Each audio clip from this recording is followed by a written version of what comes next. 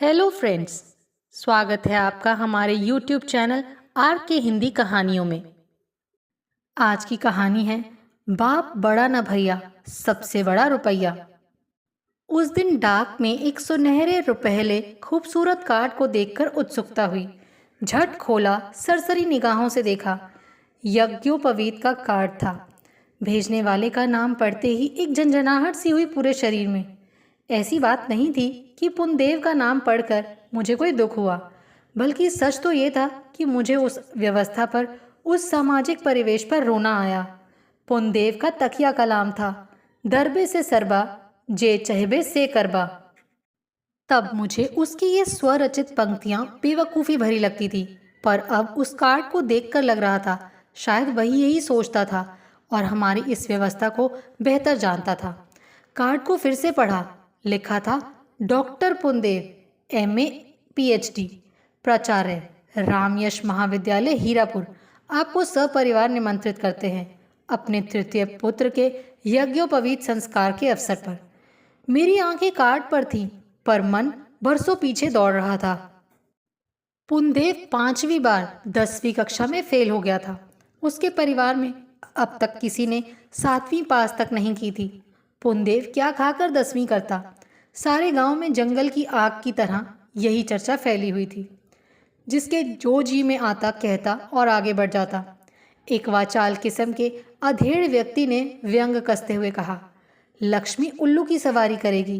पुनदेव के खानदान में सभी लोग उल्लू हैं।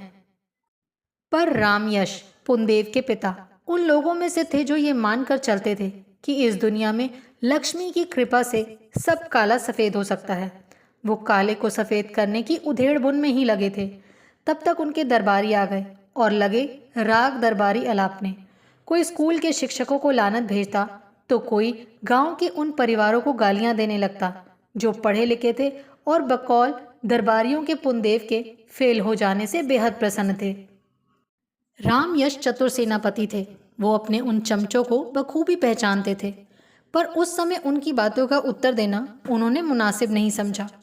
थोड़ी देर हाजिरी लगाकर वो पालतू मानव अपनी अपनी मांदों में चले गए तो रामयश ने अपने एक खास आदमी को बुलावा भेजा। विक्रम जी शहर का रहने वाला था। रामयश को बड़े बड़े सत्ताधारियों तक पहुंचाने वाली सीढ़ी का काम वही करता था। उसे आया देखकर उन्होंने गहन गंभीर आवाज में कहा, विक्रम जी, आपने तो सुना ही होगा कि पुनदेव इस बार फिर फेल हो गया। स्कूल बदलते बदलते मेरी फजीहत भी हुई और हाथ लगे ढाक के वही 3 पात। पर मैं हार मानने वाले खिलाड़ियों में से नहीं हूँ। धरती आकाश एक कर दीजिए, कर्म कुकर्म कुछ भी कीजिए, पर मेरे कुल पर काला अक्षर भैंस बराबर का जो ठप्पा लगा है उसे पुनदेव के जरिए दूर कीजिए। इस बार मैं उसे पास देखना चाहता हूँ। मैं इन 2 टके के मास्टरों के पास गिड़गिड़ाने नहीं जाऊंगा। पता नहीं ये लोग अपने आप को जाने क्या समझते हैं। विक्रम ने कुछ दिन बाद लौटकर कहा, रामयश जी, सारा बंदोबस्त हो गया। गंगा के उस पार के हाई स्कूल में प्रधानाध्यापक से बात हो गई है। 10,000 रुपये लेकर वो पुनदेव को पास कराने की गारंटी ले लेगा। पुनदेव को अपने कमरे में बैठाकर पर्चे भी हल करा देगा। बस समझ लीजिए पुनदेव पास हो गया। रामयश गदगद हो गए और कहा, मुझे भी इतनी देर से अकल आई विक्रम जी। पहले आपसे कहा होता तो अब तक मेरा बेटा कॉलेज में होता। सचमुच ही पुनदेव पास हो गया। अब ये बात अलग थी कि वो इतने बड़े अश्वमेध के पश्चात दूसरी श्रेणी में ही पास हुआ था। पर जहाँ लोग एक एक बूंद को तरस रहे हों, वहाँ लोटा भर पानी मिल गया देख रामयश का परिवार फूला नहीं समा रहा था। उस सफलता की खुशी में गांव वालों को कच्चा पक्का भोज मिला। रात्रि में नाच गाने की व्यवस्था थी। नाच देखने वालों के लिए बीड़ी, तंबाकू, गांजा, भांग, ताड़ी और देसी दारू तक की मुफ्त व्यवस्था थी। लग रहा था कि रामयश खुशी के मारे बौरा गए हों। उनकी पत्नी भी खुशी के इजहार में अपने पति महोदय से पीछे नहीं थी। रिश्ते नाते की औरतों को बुलाकर तेल सिंदूर दिया, सामूहिक गायन कराया, पंडित को धोती कुर्ता, टोपी गंजी और गमछा देकर 5 रुपये बिवाई फटे पैरों पर चढ़ा नतमस्तक नवाया। बेचारे पंडित जी सोच रहे थे कि यजमानन का एक बेटा हर साल पास होता रहता तो कपड़े लत्ते की तो चिंता ही छूट जाती। नौकरों में अन्न वस्त्र वितरित किए गए। शहर के सबसे अच्छे कॉलेज में पुनदेव का दाखिला हुआ। छात्रावास में रहना पुनदेव ने जाने किन कारणों से गैर मुनासिब समझा। शुरू में किराए का एक अच्छा सा मकान उसके लिए लिया गया। कॉलेज जाने के लिए एक नई चमचमाती मोटरसाइकिल पिता की ओर से उपहार स्वरूप मिली। खाना बनाने के लिए एक बूढ़ा रसोइया तथा सफाई और तेल मालिश के लिए अलग एक नौकर रखा गया। कुल मिलाकर नज़ारा ऐसा लगता था जैसे 20 वर्षीय पुनदेव शहर में डॉक्टरी या वकालत की प्रैक्टिस करने आया हो। 10वीं कक्षा 6 बार में पास करने वाले पुनदेव के लिए उसकी उम्र कुछ मानों में वरदान साबित हुई। कक्षा में पढ़ने वाले कम उम्र के छात्र स्वतः ही उसे अपना बॉस मानने लगे। जी खोलकर खर्च करने के लिए उसके पास पैसों की कमी नहीं थी। लिहाजा कॉलेज में उसके चमचों की संख्या भी तेजी से बढ़ी। अपने उन साथियों को वो मोटरसाइकिल पर बिठाकर सिनेमा ले जाता, रेस्टोरेंट में उम्दा किस्म का खाना खिलाता।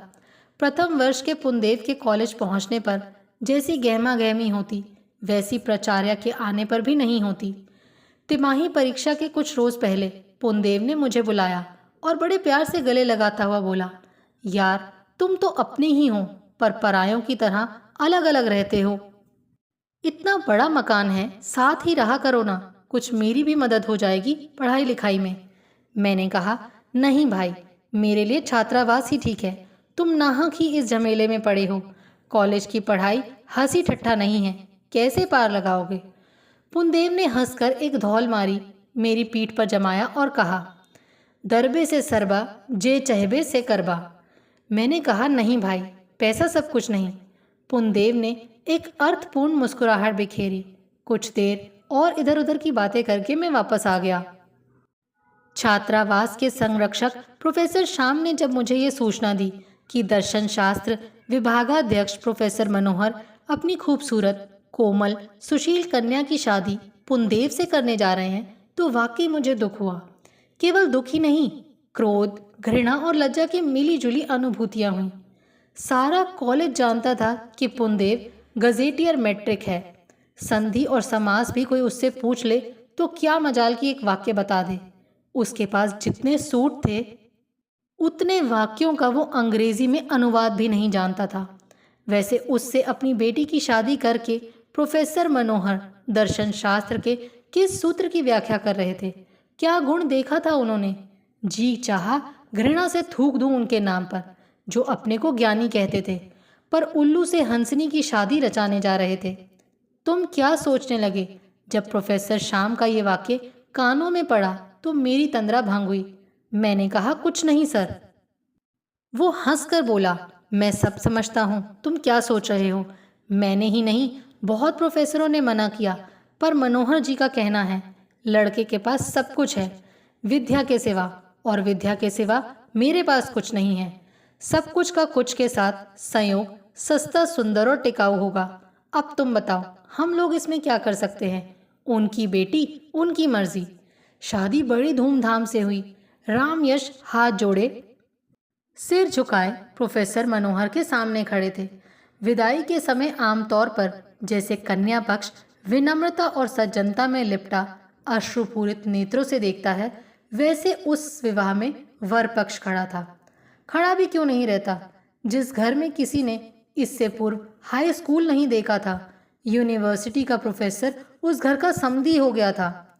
सुमध्रा कुमारी चौहान की कविता में हुई वीरता की वैभव के साथ सगाई झांसी में पढ़ा था, पर विद्या की मूर्खता के साथ शादी पहली बार देख रहा था। प्रोफेसर मनोहर की पत्नी ससुराल से आए बेटी के गहने कपड़े देख देख कर मारे हर्ष के पागल सी हो गई। विवाहोपरांत राम यश ने एक बंगलानुमा मकान खरीद लिया था। पुनदेव अब नए मकान में स्पत्नीक रहता था, एक दो और नौकर चाकरों को लेकर।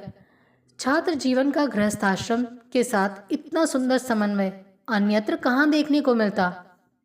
एक रोज प्रोफेसर श्याम की पत्नी को लेकर प्रोफेसर मनोहर की धर्मपत्नी अपने जामाता के घर गई। बेटी का वैभव देखकर इतनी प्रसन्न हुई कि बोल पड़ी। सारी जिंदगी प्रोफेसरी की, पर ऐसा गहना कपड़ा इतने नौकर चाकर हमने सपने में भी नहीं देखे। बड़ा अच्छा रिश्ता खोजा है नीलम के बाबूजी ने नीलम के लिए। छात्रावास में प्रोफेसर श्याम की पत्नी के माध्यम से ये बात सभी लड़कों के लिए एक चुटकुला बन गई। परीक्षा के दिन निकट आते गए। सभी लड़के अपने अपने कमरों में सिमटते गए, किताबों और प्रश्नोत्तरों की दुनिया में दीन दुनिया से बेखबर। पर पुनदेव की दिनचर्या में कोई परिवर्तन नहीं आया। वो वैसे ही मस्त था, पान की गिलौरियां और ठंडाई के ग्लासों में। हाँ, प्रोफेसर का जमाता बनने के बाद उसमें एक तब्दीली हुई थी। अब वो उपन्यासों का रसिया हो गया था। मोटरसाइकिल की डिक्की हो या तकिया, 2-4 उपन्यास जरूर रखे होते।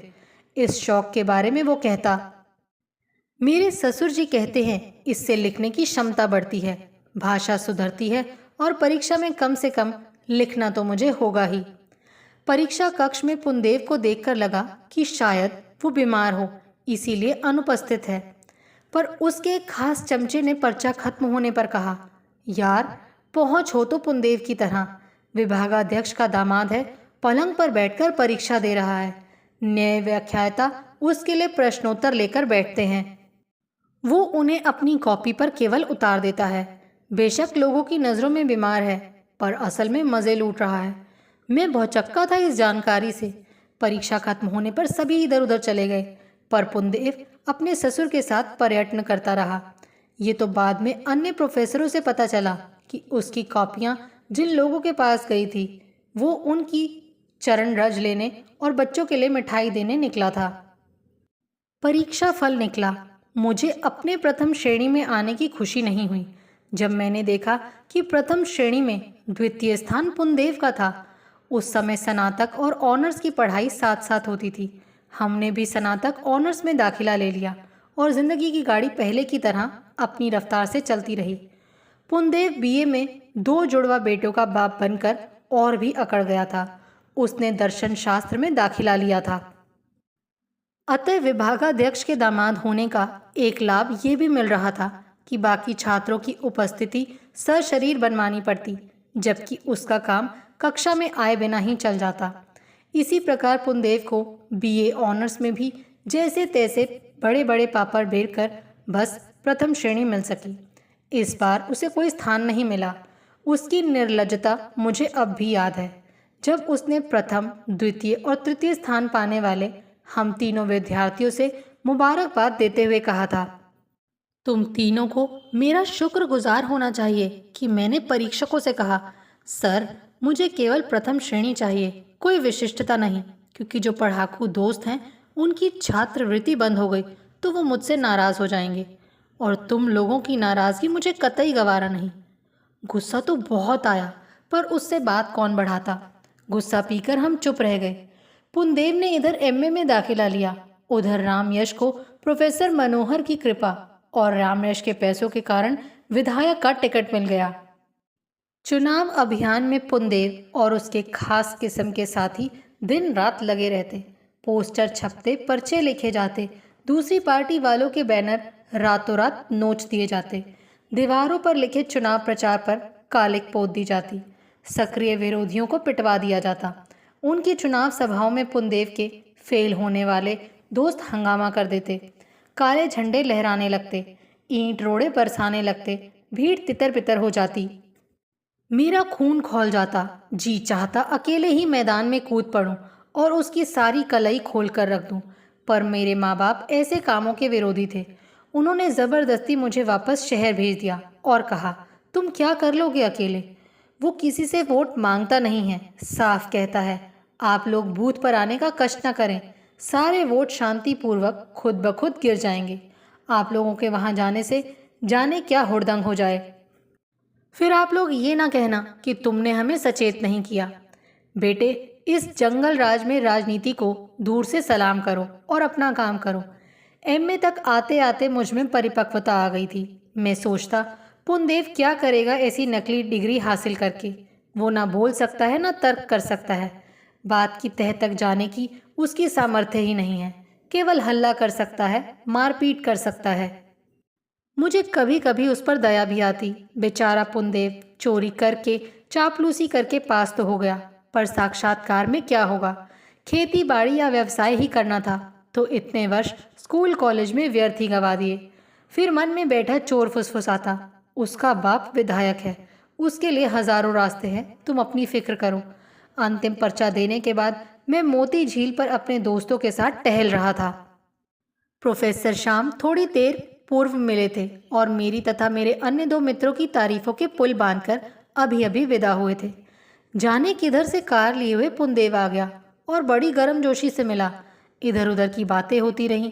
पुनदेव की परेशानी ये थी कि इस बार कुलपति आईएएस पदाधिकारी आ गए थे और उन्होंने परीक्षा में जंगल राज नहीं चलने दिया था।